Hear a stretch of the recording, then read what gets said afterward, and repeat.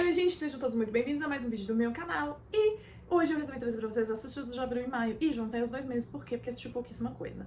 Então juntei pra trazer um vídeo só pra vocês, pra ter um pouquinho mais de coisa pra falar. E assim, espero que vocês estejam gostando desses vídeos. Eu sei que eu tô meio sumidinha, não tô fazendo muito conteúdo longo pra cá. Vou pensar em outros conteúdos que eu possa trazer pra vocês um pouco mais de frente, pra ver se anda um pouco mais os vídeos desse canalzinho.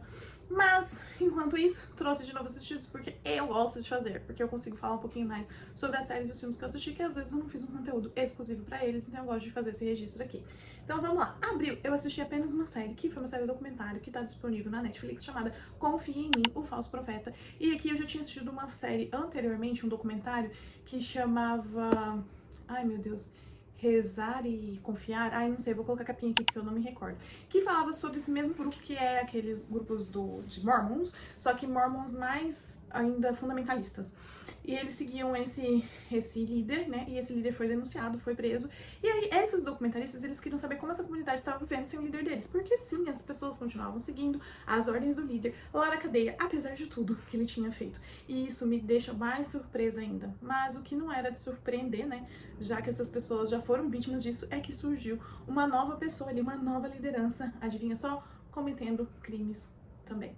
E aí, esses dois documentalistas vão acompanhar essa história e eles vão ser grandes arquitetos para desmantelar bem mais cedo e bem mais rápido para que esse novo falso profeta não cometa tantos crimes, não consiga chegar ao tamanho que o antigo profeta chegou de crimes. Mas assim, é inacreditável. E uma coisa interessante é que essa documentarista, ela também foi vítima de um falso profeta no passado.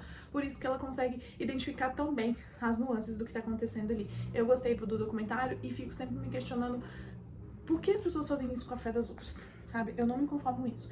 Por que fazer isso com a fé das pessoas? Pra que abusar assim da fé das pessoas? Eu acho que só isso pra mim já é um crime gigantesco, fora os outros muitos crimes que eles cometem ali. Já maio, eu assisti 2 séries, né? Uma primeiro foi um thriller que chama Dele e Dela, uma minissérie com 6 episódios, 45 minutos mais ou menos cada episódio, e que série boa, que thriller bom. A gente tem ali uma jornalista que volta pra sua cidade natal porque aconteceu um crime, aconteceu um assassinato e ela quer cobrir ali e ela tá voltando ativa depois de ter se afastado devido a uma tragédia familiar. Então, quando ela volta ali pra cidade natal dela, aquela pessoa que faleceu é uma conhecida dela. E o mais interessante ainda, o responsável por essa investigação é o marido dela. Sim, marido. Porque os dois estão afastados, se afastaram depois dessa tragédia familiar, mas eles nunca se separaram. Então ele continua sendo o marido dela. E ali no começo eles se tratam meio como estranhos, assim, e a gente vai começar a ver essa história. E aí a gente vai ver que todo mundo ali tem muito esqueleto aí nesses armários, inclusive as vítimas. Porque sim, vão aumentar o número das vítimas ali. E, gente, tem muita gente que tem motivo. E eu adorei o desenrolar dessa história, eu adorei o final, adorei, assim, quem era a pessoa mesmo, gostei. E fala bastante sobre traumas e sobre vivências também, o que pode trazer nas nossas vidas. Gostei, vale a pena dar uma chance pra essa série. E depois eu assisti uma série documentário com 3 episódios, mais ou menos 50 minutos, que se chama Casar com um Assassino?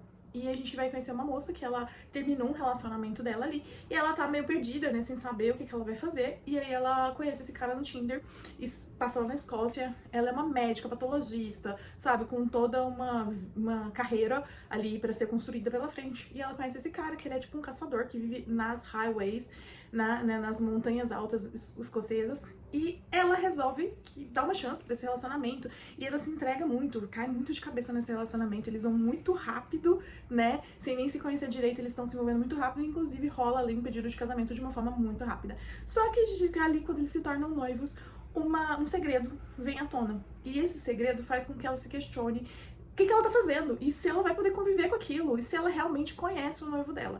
E aí ela vai buscar a polícia. Só que várias coisas acontecem ali, e muitas vezes a atitude dela vai ser muito questionada ao longo desse documentário. E realmente é questionável, porém eu acho que as pessoas esquecem de pensar no psicológico dela, e na falta no quanto uma situação dessa pode destruir tudo que você tinha projetado e inclusive mudar a forma que você se relaciona com as pessoas e com o seu universo em volta.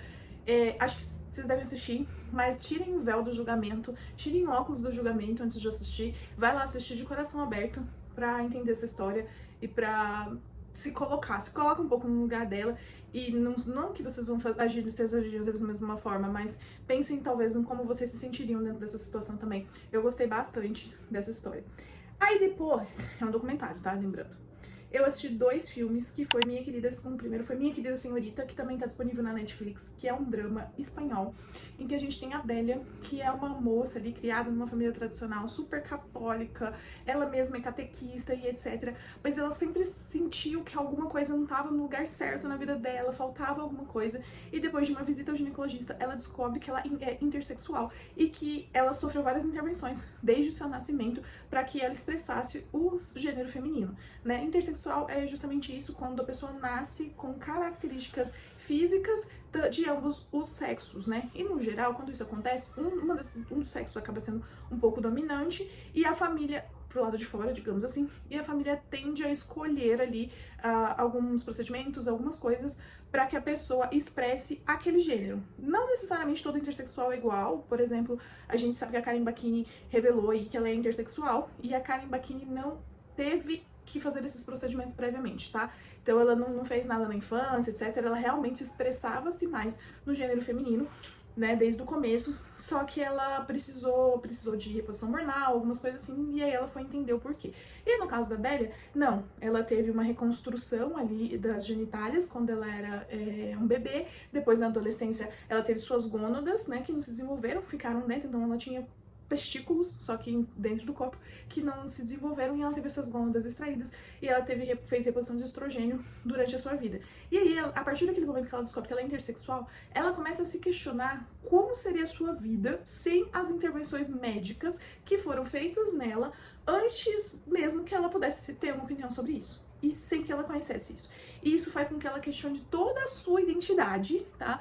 E aí esses questionamentos vão levar ela a buscar uma outra vida e para ela tentar se encontrar e se reconhecer. Eu achei um filme muito sensível, né? Como eu já disse até no vídeo que eu fiz sobre ele, eu não tenho lugar de fala para falar sobre isso, já que eu sou uma mulher cis, mas eu imagino o quanto deve ser confuso, porque a expressão de gênero é uma coisa muito importante na nossa vida, né? A gente se identifica em vários pontos, principalmente quando você pensa em posições sociais mesmo, muitas coisas estão ligadas ao nosso gênero e como a gente expressa ele.